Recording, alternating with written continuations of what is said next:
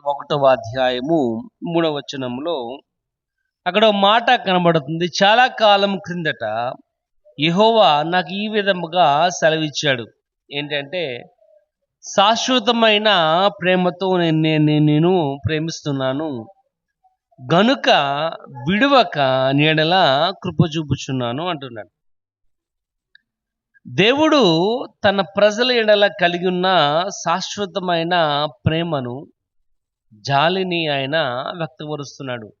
విడువక నీడల కృప చూపువాడుగా ఉన్నాడు. ఒకవేళ మనం ఆలోచన చేసినట్లయితే దేవుడు కనుక మన యొక్క జీవితంలో విడువక కృప చూపినట్లయితే జరిగే కార్యాలు ఏంటో నేర్చుకుందాం. ఎందుకంటే ఎఫెసీ రాసిన పత్రిక 2వ అధ్యాయంలో రాయబడచ్చు, మీరు విశ్వాసము ద్వారా కృప చేతనే రక్షింపబడి ఉన్నారు, అది మీ వలన జరిగినది కాదు కానీ దేవుని యొక్క వరం. కాబట్టి మనము రక్షింపబడి ఉన్నామంటే దేవుని యొక్క కృప తప్ప మరొక మార్గం అనేది లేదు. మన యొక్క నువ్వు చేసిన మంచి పనుల వల్ల అయితే కాదు, నేను చేసిన మంచి పనుల అయితే కాదు, కానీ దేవుని యొక్క కృప వలనే ఈ కార్యం అనేది జరిగింది. అదే ఇక్కడ ఆయన అంటున్నాడు, చాలా కాలం క్రిందట ఒక మాట ఆయన సెలవిచ్చాడు. ఏంటంటే, విడువక నీడల కృప చూపువాడుగా ఉన్నాడు. ఇక్కడ దినమున మనం నేర్చుకుందాం, దేవుడు కనుక నీడల విడువక కృప చూపినట్లయితే ఏ కార్యాలైతే జరుగుతాయో నేర్చుకుందాం కొద్ది నిమిషాలు. 90వ కీర్తన చూద్దాం. ముందుగా కీర్తనలు 90వ కీర్తన 14వ వచనం చదువుకుందాం. ఉదయమున నీ కృపతో మమ్మను తృప్తిపరచుము, అప్పుడు మేము మా దినములన్నీ ఉత్సాహించి సంతోషించేదము. చాలండి.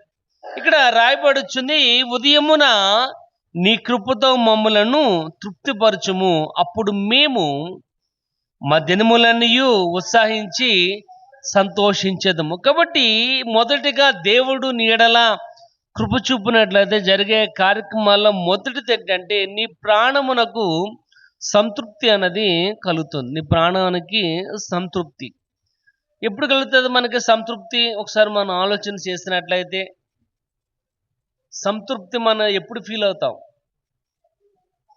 ఏ పని అయితే మనము ప్రారంభం నుంచి ముగింపు వరకు కూడా ఏ ఆటంకం లేకుండా ఎప్పుడేదో పని జరిగిందో మనం ఫీల్ అవుతాం.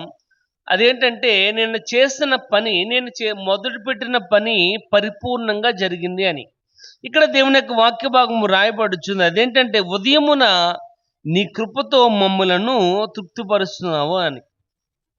అంటే ఏ దినమున ఆ దినమునే, ఏ దినమున మనము దేవుని మీద ఎప్పుడైతే ఆధారపడుతూ ఉంటామో ఆయన మనలను సంతృప్తికరముగా మన జీవితాన్ని మార్చగలిగిన వాడుగా ఉన్నాడు.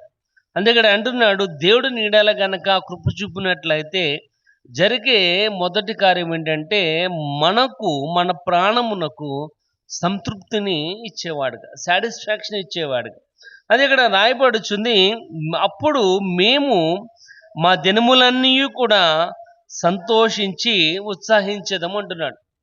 ఎందుకంటే ఉదయము ఎప్పుడైతే మనం గుడ్ ఫీల్లో ఉన్నామో, ఎప్పుడైతే మనము మంచి ఆలోచన ఎప్పుడైతే ఉన్నామో, ఆ దినమంతా కూడా మనం చాలా ముందుకు వెళ్ళిపోతూ ఉంటుంది హ్యాపీగా.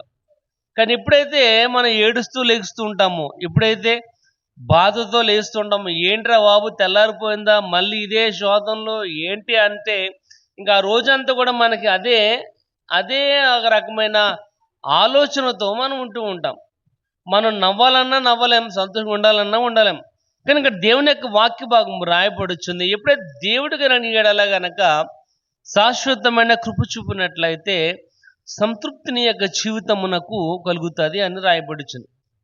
కాబట్టి ఉదయమున నీ కృపతో మమ్మలను సంతృప్తి పరుస్తున్నావు, దానివల్ల మేము మా దినములన్నీ కూడా ఉత్సాహించి సంతోషిస్తున్నాం. చూడండి, అదే యొక్క కీర్తన 7వ వచనం ఒకసారి చూద్దాం. నీ కోపం వల్ల మేము క్షీణించున్నాము, నీ ఉగ్రతను బట్టి దిగులు పడుచున్నాము, మా దోషములో నీవు నీ ఎదుట నుంచుకుని ఉన్నావు, నీ ముక్కాంతిలో మా రహస్య పాపాలన్నీ కూడా కనబడుచున్నాయి. ఉగ్రతను భరించునే మా దినములన్నీ గడిపితిమి, నిట్టూర్పు విడిచినట్లు మా జీవిత కాలము గడుపుకొని. ఇక్కడ రాయబడుచుంది.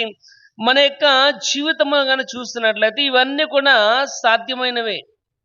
ప్రతి దినము కూడా అనేక రకాలైన ఇబ్బందులు, శోధనలు, కష్టాలు మానవుని యొక్క జీవితంలో తరచుగా ఉండేవే. ఇవి నాకు లేవు అనేవాళ్ళు ఎవరు కూడా లేరు. కానీ దేవుని యొక్క వాక్య భాగం రాయబడుచుంది. ఈ యొక్క చూడండి, రావడం గల కారణం ఏంటంటే పాపం. ఆ రోజున ఆజ్ఞాతిక్రమమే పాపముగా మనము పరిగణిస్తున్నాం. కాబట్టి అప్పుడు ఎప్పుడైతే ఆదాము దేవుని యొక్క మాటను వెనుకపోవటం వలన నేల శపించబడి ఉన్నది. దానివల్ల అనేక రకాలైన శ్రమలు, ఇబ్బందులు అన్నవి మనం చూస్తూ ఉన్నాం. కాబట్టి ఇక్కడ మనము ఆలోచన చేసినట్లయితే అంతటి భయంకరమైన పరిస్థితుల్లో, అంతటి భయంకరమైన కారు మేఘాలు కమ్మేసిన మన యొక్క జీవితములో ఒకసారి మనం ఆలోచన చేసినట్లయితే మనం గ్రహించగలం. అప్పుడే దేవుని యొక్క ప్రేమ, జాలి, దయ నీడల ఏ విధంగా ఉందో నువ్వు తెలుసుకోగలం. ఎప్పుడైతే శోధన వచ్చినప్పుడే మనము దేవుని మీద ఆధారపడుతూ ఉంటాం. అనుక్షణము కూడా మనం ఆధారపడాలి. ఎందుకంటే ఇబ్బంది వచ్చినప్పుడే దేవుని ఆయన మర్చిపోయి అంటూ ఉంటాం. ఇబ్బంది వచ్చినప్పుడే నేను దేవుని ఎడల నా మీద దేవుని యొక్క ప్రేమ ఏమాత్రం కూడా లేదు అంటూ ఉంటాం. కష్టం వచ్చినప్పుడే మనం ప్రభు అంటూ ఉంటాం.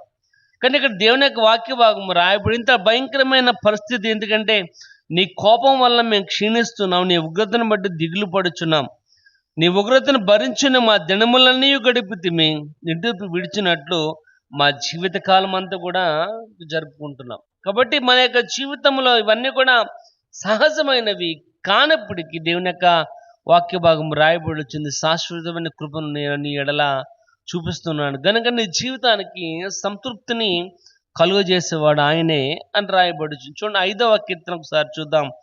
11వ వచనం ఒకసారి చూడండి. 5వ కీర్తన, నిన్ను ఆశ్రయించు వారందరూ కూడా సంతోషించెదరు, నీవే వారిని కాపాడుదువు గనుక వారి నిత్యము ఆనందధ్వని. ఇక్కడ రాయబడుచుంది, నిన్ను ఆశ్రయించు వారందరూ కూడా సంతోషిస్తారు. ఇక్కడ దేవుని యొక్క వాక్య భాగం రాయబడు. ఎవరైతే దేవుణ్ణి ఆశ్రయిస్తారో వారందరూ కూడా సంతోషం కలిగిన వారిగా ఉంటారు. నీవే వారిని కాపాడుదువు గనుక నిత్య ఆనందము ధ్వని వారి దగ్గర ఉంటుంది. ప్రియమైన వాళ్ళరా, దేవుని యొక్క వాక్య భాగం ఇక్కడ రాయబడుచుంది. ఒకటి, నీ ప్రాణమునకు సంతృప్తిని కలుగజేసేవాడు దేవుడే. ఆయన నీడల తన కృప చూపినట్లయితే ఈ యొక్క కార్యం నీ యొక్క జీవితంలో జరుగుతారు.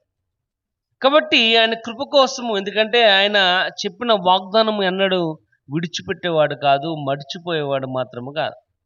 ఆయన వాగ్దానము ఎప్పుడు కూడా నిన్న నేడు నిరంతరము యాకృతిగా ఉంది దేవుని యొక్క వాక్యం.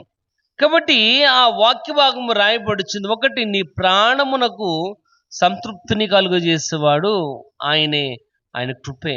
రెండవది మనం చూద్దాం. 2వ తిమోతికి రాసిన 2వ పత్రిక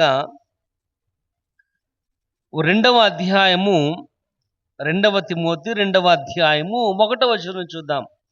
నాకు రాయబడుచుంది ఏంటంటే, రెండవది ఏంటంటే, నా కుమారుడా, క్రీస్తు యేసునందున్న కృప చేత నువ్వు బలవంతుడవు కమ్ము. మనం అంటూ ఉంటాం, మా పిల్లలు ఎప్పుడు కూడా బలహీనలుగానే ఉన్నారండి, అంత తిన్నవాడు బక్కగానే ఉంటున్నాడండి, ఏమాత్రం కూడా వాడిలో మార్పు, బలం అనేది రావట్లేదు. అంటే ఏంటంటే ఇక్కడ రాయబడుచుంది సత్తువ.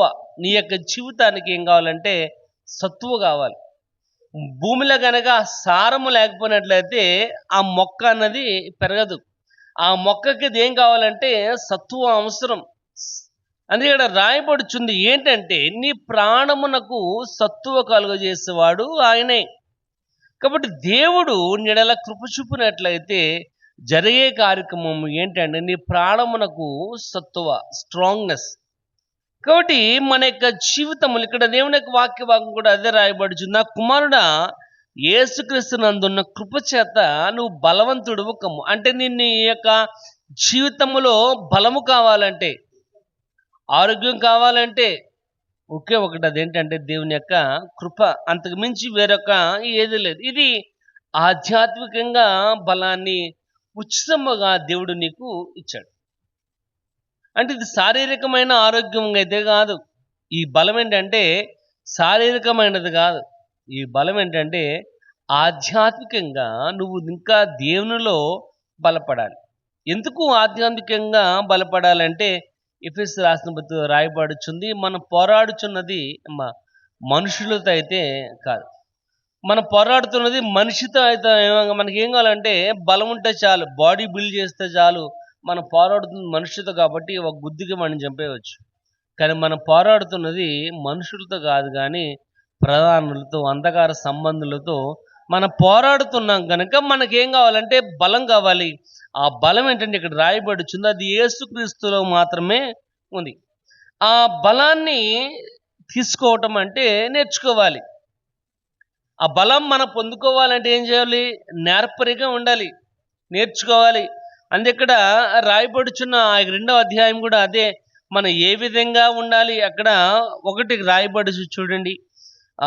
6వ వచనంలో రాయబడుచుంది, పాటుపడిన వ్యవసాయకుడే మొదటి ఫలాన్ని పొందుకుంటాడు. అంటే వ్యవసాయకుడు ఏ విధంగా అయితే పాటుపడుతున్నాడు, వ్యవసాయకుడు వాడు ఆ మొదటి ఫలాన్ని పొందుకోవడానికి వాడు ఎంత ప్రయాసపడుతున్నాడో మనము కూడా ఆ విధంగా ఆ బలాన్ని తెచ్చుకోవాలి. అంటే మనం కూడా నేర్చుకోవాలి అని రాయబడుచుంది. ఒకసారి చూడండి, ఎఫెసీ రాసిన పత్రిక 1వ అధ్యాయము 3వ వచనం చూద్దాం. మన ప్రభు అయిన యేసుక్రీస్తు యొక్క తండ్రి యగు దేవుడు స్తుతింపబడునుగాక. పరలోక విషయములలో ఆత్మ సంబంధమైన ప్రతి ఆశీర్వాదమును ఏంటంట? ఆత్మ సంబంధమైన ప్రతి ఆశీర్వాదమును దేవుడు మనకి అనుగ్రహించాడు. కాబట్టి ఆత్మ సంబంధమైన ప్రత్యేక ఆశీర్వాదము మనకు కావాలి. మనం పొందుకున్న వారిగా ఉండాలి అంటే ప్రభులో మనము బలంగా ఉండాలి. ప్రభులో మనం బలంగా ఉండాలంటే దేవుడు చేసే యొక్క సహాయం మాత్రమే తప్ప మనం తాగే పాలు గుడ్ల వల్ల ఏ రకమైన ప్రయోజనం అనేది లేదు. ఇక్కడ రాయబడిచు మనం ఆరోగ్యకరమైన విశ్వాసిగా మనము ఉండాలంటే ఒకటే రాయబడుచుంది, ఆయన కృప మాత్రమే. కనుక నీ ప్రాణమునకు సత్వ కలుగజేసేవాడు దేవుని యొక్క కృప. అదే ఇక్కడ రాయబడుచుంది, ఆత్మ సంబంధమైన ఆశీర్వాదములతో నేను మిమ్మలను అనుగ్రహించేదను అంటున్నాడు. చూడండి, అదే అధ్యాయము పుస్తకం 3వ అధ్యాయం చూద్దాం ఒకసారి. 15వ వచనం, 3వ అధ్యాయం 15వ వచనం. మీ అంతరంగ పురుషుని శక్తి కలిగి బలపరచుట వలన గాను క్రీస్తు మీ హృదయములలో విశ్వాసము ద్వారా నివసించినట్లుగాను తన మహిమైశ్వర్యం చెప్పున మీకు దయచేయవలనని మీరు దేవుని యొక్క సంపూర్ణత యందు పూర్ణులగునట్లుగా స్థిరపడి సమస్త పరిశుద్ధులతో కూడా దాని వెడల్పు, పొడుగు, లోతు ఎంతో గ్రహించుకొనుటకు. చాలండి. ఇక్కడ రాయబడుచుంది ఏంటంటే మీ అంతరంగ పురుషుని యందు శక్తి కలిగిన వారిగా ఆత్మ వలన మీరు బలపరచబడినట్లుగా రాయబడుచుంది. నీవు ఆత్మ వలన బలపరచబడినట్లుగా ఉండాలి అంటే ఇక్కడ రాయబడుచుంది ఒకే ఒక మాట ఏంటంటే ఆయన ప్రేమ యందు వేరుపారిన వారిగా ఉండాలి. ఇక్కడ ప్రియమైన వాళ్ళరా, ఉదయకాల సమయంలో దేవుని యొక్క వాక్య భాగం మనం సెలవిస్తుంది. దేవుని యొక్క కృప మన యొక్క జీవితంలో, నీ యొక్క జీవితంలో కలిగినట్లయితే ఆయన చేసే కార్యం ఏంటంటే నీ ప్రాణమునకు సత్తువ కలుగజేసేవాడు ఆయన. కాబట్టి ఆ ప్రాణమునకు సత్తువ మనకు కావాలంటే వేరుపారిన వారిగా స్థిరముగా ఉండాలి. చూడండి, కొన్ని మొక్కలు ఉంటాయి, అవి భూమి మీదే ఉపరితలం మీద ఉంటాయి, గాలి వేగానే పడిపోతాయి. కానీ కొన్ని మొక్కలు ఉంటాయి, పైకి ఎంత బాగా అది పెరుగుతుందో దాని వేరు కూడా భూమిలోకి అంత లోతుగా ఉంటుంది. ఎప్పుడైతే భూమిలో లోతుగా ఉందో ఆ చుట్టుపక్కల ఉన్న ఆహారాన్ని అది సేకరించుకుని ఇంకా బలము కలిగినదిగా ఉంటుంది. ఎందుకంటే రాయబడుచుంది అంటే నువ్వు కూడా ఆ యొక్క ప్రాణమునకు సత్తువ కనుక అవసరముగా ఉన్నట్లయితే నువ్వు ఆయనలో వేరుపారిన వారుగా ఉండాలి. ఇక్కడ రాయబడుచుంది, నీ ప్రాణమునకు సంతృప్తి కలుగును. రెండవది, నీ ప్రాణమునకు సత్తువ కలుగును. అది దేనివల్ల అంటే దేవుని యొక్క కృప వలన మాత్రమే. మూడోది చూద్దాం, అది 2వ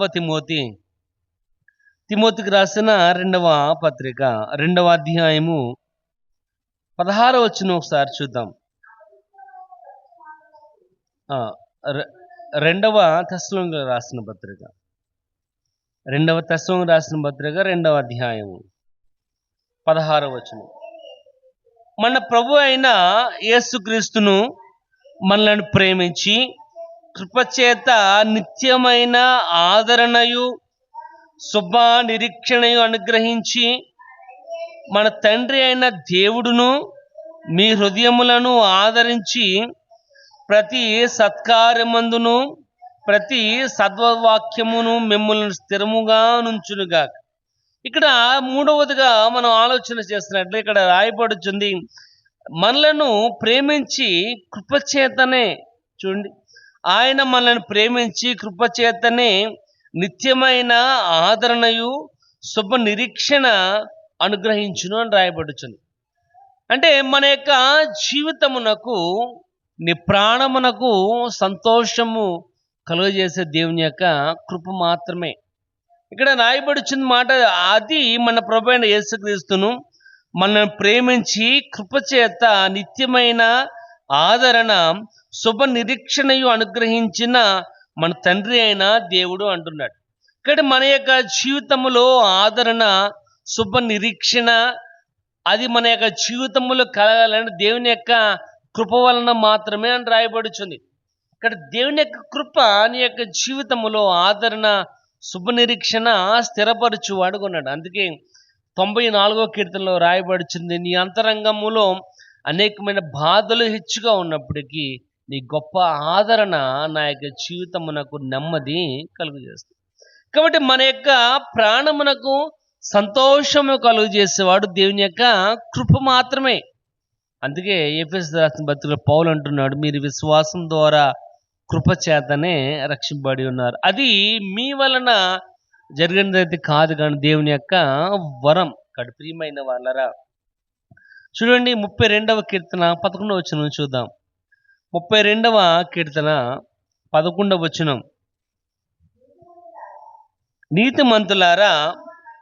నీతిమంతులారా యెహోవాను బట్టి సంతోషించుడి, ఉల్లసించుడి. యథార్థ హృదయులారా మీరందరూ కూడా ఆనంద గానము. అంటే యెహోవాను బట్టి మనం ఏం చేయాలంటే సంతోషించాలి. ఎందుకు సంతోషించాలి అంటే ఆయన లేకుండా ఏ కార్యం కూడా నీ యొక్క జీవితంలో జరిగేదైతే కాదు. మనం పడుకుని లేవాలన్నా, లేచి పడుకోవాలన్నా కానీ దేవుని యొక్క సహాయం అన్నది అవసరం. ఆయన లేకుండా మనం ఏమి కూడా చేయలేం. చూడండి, మనకు బాగా తెలుసు, నేను చెప్తే ఇదా అనుకుంటాం. ఎందుకంటే ఒకసారి మనం అనుకుంటాం, ఆ ప్రయాణము జరగదు. ఎన్ని రకాలుగైనా ఈ రోజున నేను ఈ పని చేయాలని అనుకుంటాం, కానీ ఆ పని అవ్వదు. ఒక్కోసారి మనం అనుకుంటూ ఉంటాం, అసలు ఏ ఆలోచన లేకుండానే మనం ఆ పని చేసేస్తూ ఉంటాం. ఎందుకంటే మన ఆలోచనలు ఆయనకు ఆలోచనలుగా ఉండవు, నీ యొక్క ఉద్దేశాలు ఆయనకు ఉద్దేశాలుగా ఉండవు. కానీ వాక్యం రాయబడుచుంది, ఆయన నీ ప్రాణమునకు సంతోషము కలుగజేసేవాడు. అందుకే కీర్తనగాడు అంటున్నాడు, యెహోవా వలనే సంతోషం, యెహోవా వలనే ఆనందం. ఆయన ఇచ్చే యొక్క కృప ద్వారా మాత్రమే తప్ప వేరొక ఆలోచన అయితే లేదు. కనుక చూడండి, పౌలు అంటున్నాడు, రోమీయులకు రాసిన పత్రిక 5వ అధ్యాయము 2వ వచనం నుంచి ఒకసారి చూద్దాం. అంతేకాదు, ఆయన ద్వారా మనం విశ్వాసం వలన ఈ కృప యందు ప్రవేశము కలిగిన వారమై అందులో నిలిచి ఉండి దేవుని మహిమను గురించిన నిరీక్షణను బట్టి అతిశయిస్తున్నాం. ఎందుకంటే ఇక్కడ రాయబడుచుంది, ఆయన ద్వారా మనం విశ్వాసం వలన ఈ కృప యందు ప్రవేశము గలవారమై అంటున్నాడు. దీనివల్లంట విశ్వాసం ద్వారా. ఎందుకంటే మనము ఎన్నిక లేని వారము, అభాగ్యులము. మనము ప్రభువుని పిలవడానికి కూడా యోగ్యులము కానటువంటి వారు, పాపముతో నిండిపోయిన వారు, మలినమైపోయిన మన యొక్క జీవితం ఇక్కడ రాయబడుచుంది.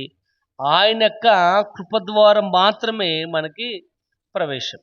అంటే ఆయన పరిశుద్ధుడు గనక మనము కూడా అటువంటి పరిశుద్ధ జీవితమును కలిగిన వారిగా ఉండాలని, ఈ మలినమైపోయిన మన యొక్క జీవితముల మీద ఆయన తన పరిశుద్ధ ఆత్మను నింపిన వాడుగా ఉన్నాడు. ఇంకా మనం ఏమాత్రం కూడా ఈ విధంగా కనపడడానికి వీలన్నది లేదు. మనం ఇంకా అదే పాప శరీరముతో ఉన్నాం, అదే పాప ఆలోచనలతో ఉన్నాం, అదే పాప జీవితముతో ఉన్నాం. కానీ ఆయన మాత్రం మనల్ని పరిశుద్ధపరిచిన వాడుగా ఉన్నాడు. ఎందుకంటే రాయబడుచుంది ఏంటంటే, విశ్వాసం వలన ఈ కృపయందు మనకి ఏం దొరుకుతుందంటే ప్రవేశం అనేది దొరుకుతుంది. కాబట్టి అది ఎంతో మన యొక్క జీవితమునకు సంతోషము కలిగినాడు. అందుకే ఇక్కడ భక్తుడు అంటున్నాడు, నీతి వస్త్రము వలె నాకు ఆనందమును కలుగు చేస్తున్నవాడు. అంటే ఏంటంటే చూడండి, ఎప్పుడైతే మనం కొత్త బట్టలు వేసుకున్నామో, ఎప్పుడు వేసుకునే బట్టలే ఏమా, ఎప్పుడు వేసుకున్నాయే, కానీ ఎప్పుడైతే కొత్త వేసుకున్నామో మన యొక్క ముఖములో ఒక తెలియని ఆనందం అనేది వైబ్రేషన్ అనేది కనబడుతూ ఉంటుంది. మన ముఖం మీద చిన్న ట్వింక్లింగ్ అనేది కనబడుతూ ఉంటుంది. ఎప్పుడు వేసుకునే బట్టలే అయినప్పటికీ కొత్తవి అయినప్పుడు ఒక రకమైన సంతోషం మన యొక్క జీవితంలో కలుగుతుంది. అలాగే ఇక్కడ వాక్య భాగం రాయబడుచుంది, ఆయన మన యొక్క జీవితమును అంటే చూడండి, అక్కడ ఆ వచనాల్లో రాయబడుచుంది. అంతేకాదు శ్రమ ఓర్పు పరీక్ష నిరీక్షను కలుగజేయనని ఎరిగి శ్రమలయందు అతిశయపడదుము.